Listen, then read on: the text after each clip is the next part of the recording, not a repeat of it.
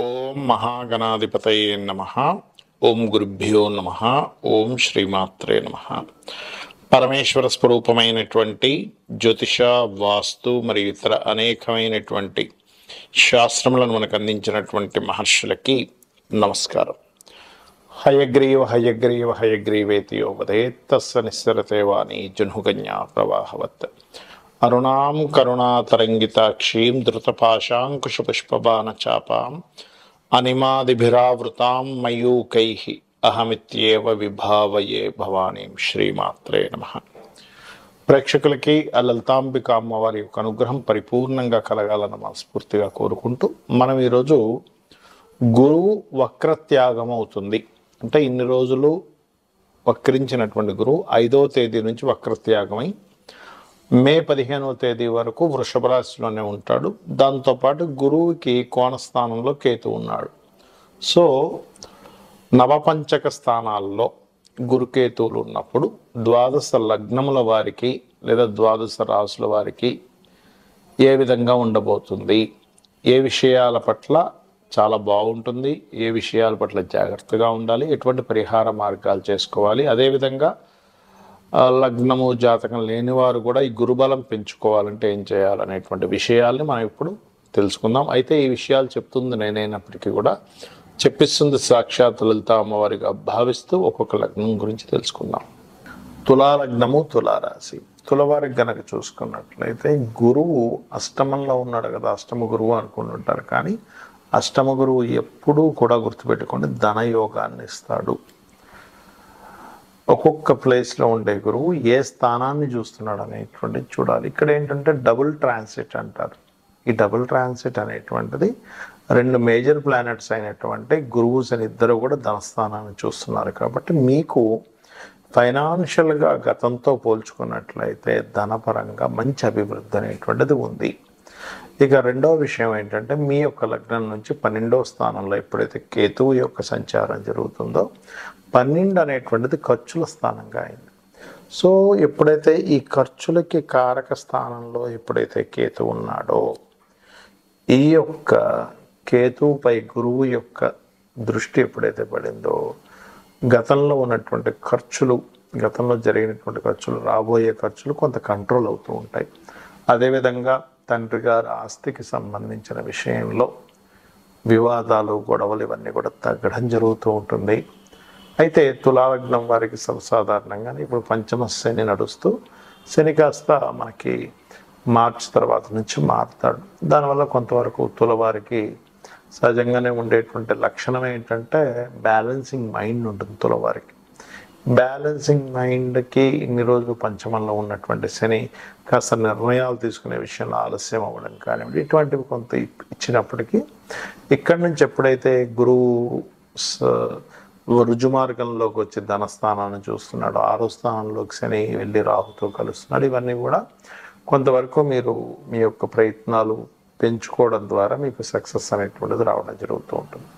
అయితే మీరు చేయవలసినటువంటి దేవత ఆరాధన ఏమిటి, మరి ఫైనాన్షియల్గా ఏ ఏ రంగాల్లో వారికి అంటే ఇప్పుడు చాలామంది ఏమిటి ధనం వస్తుంది అంటే అమ్మయ్య నాకు డబ్బులు వస్తున్నాయి కదా, గోచారం బాగుంది అనుకుంటారు. కానీ ఇక్కడ మీరు అర్థం చేసుకోవాల్సింది ఏమిటంటే మీ యొక్క పర్సనల్ చార్ట్లో ధనము ఏ రూపంలో ఉంది, ఏ గ్రహం మీకు ధనాన్ని ఇచ్చే గ్రహం అయింది, అది ఏ రూపంలో ఇస్తుంది అనేటువంటి దాన్ని ముందుగా మీరు తెలుసుకోవాలి.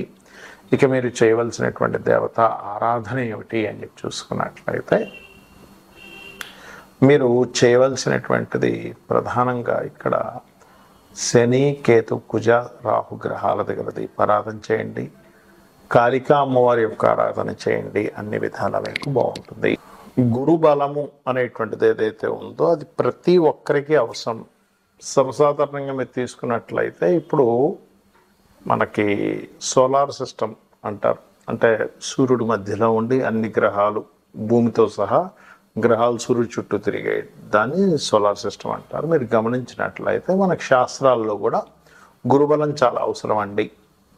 గురువు యొక్క అనుగ్రహం చాలా అవసరం, గురువు యొక్క ఆశీర్వాదం చాలా అవసరం. నవగ్రహాల్లో గురుబలం కనుక బాగున్నట్లయితే వాళ్ళకి ఎన్ని ఇబ్బందులు వచ్చినా మరలా ఆ భగవంతుడు కాపాడినట్టుగా అవుతూ ఉంటుందంటారు. మీరు గమనించండి, సైంటిఫిక్గా కూడా తీసుకుంటే గురుత్వాకర్షణ శక్తి అని ఉంటుంది.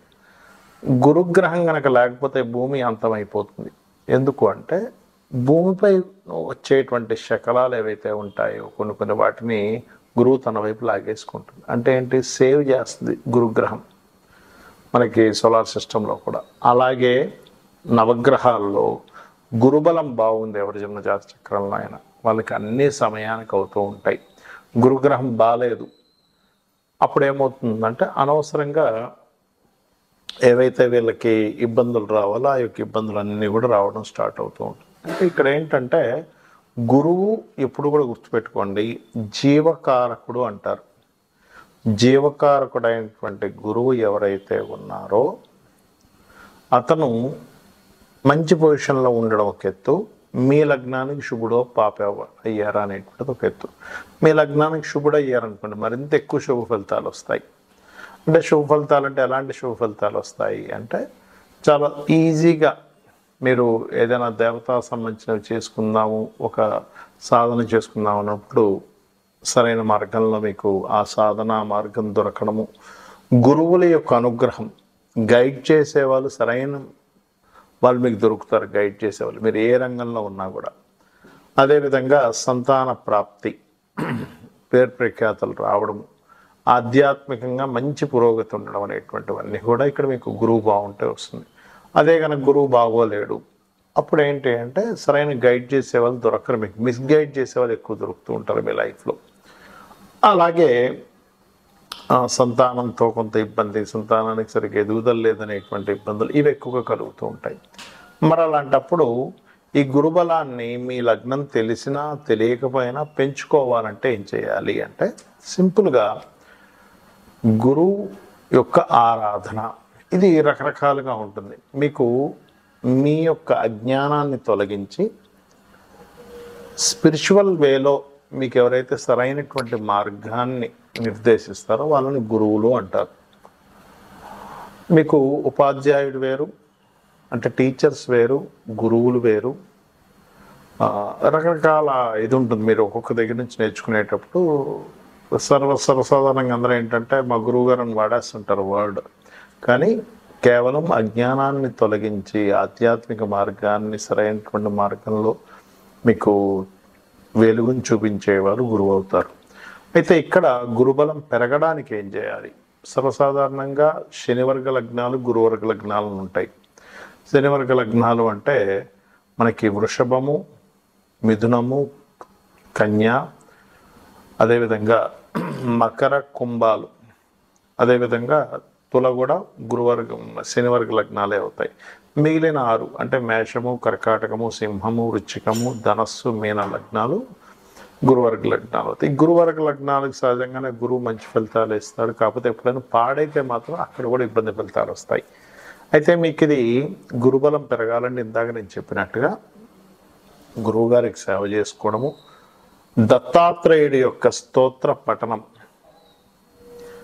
లేదా జయ గురుదత్త, శ్రీ గురుదత్త అనే నామస్మరణ, దిగంబర దిగంబర శ్రీ పాదవల్లభ దిగంబర అనేటువంటి నామస్మరణ, గోశాలకు వెళ్ళి గోవులకి చక్కగా అరటికాయలు, సన్నగా తురిమినటువంటి అరటికాయల్ని గోవులకు తినిపించండి, ఖచ్చితంగా గురుబలం వస్తుంది. అలాగే మీకు దగ్గరలో ఆలయాలు ఉన్నట్లయితే ఆలయాలకు వెళ్ళి అక్కడ పసుపు లేదా గంధము ఆ ఆలయంలో వాడుకోవడానికి, అంటే స్వామివారికి కానీ అమ్మవారికి కానీ ఉపయోగించుకోవడానికి మీ వంతుగా భక్తిగా అక్కడ ఇవ్వండి. అలాగే ఇంట్లో కూడా నిత్యము గంధము చక్కగా అరగబాగా ఆ గంధముతో పూజించండి, పుష్పము గంధం తీసుకొని పూజించండి. గురుబలం ఖచ్చితంగా పెరుగుతుంది. గురువుల్ని దూషించడం కానీ భక్తుల్ని దూషించడం కానీ చేస్తే ముఖ్యంగా గురు దోషం ఏర్పడుతుంది. కాబట్టి అటువంటి తప్పులు చేయకండి. గోవుల్ని కొట్టినా లేకపోతే గోవుల పట్ల ఒక రకమైనటువంటి ప్రవర్తన చేసినా సరే గురుబలం తగ్గుతుంది. దానివల్ల ఏమవుతుందంటే జన్మల అయిపోవడం అనేది కూడా ఉండదు. గురుబలం ఉంటేనే ఒక పర్టికులర్ ఒక టైంకి ఈ జన్మరాహిత్యం అనేటువంటిది జరుగుతుంది. గురుబలం లేకపోతే జన్మరాహిత్యం కూడా జరగదు, గుర్తుపెట్టుకోండి. కాబట్టి ఇవి చేయండి. మీరు ఆ యొక్క గురువు యొక్క అనుగ్రహం పరిపూర్ణంగా పొందాలన్న స్ఫూర్తి కోరుకుంటూ శ్రీమాత్రే నమః.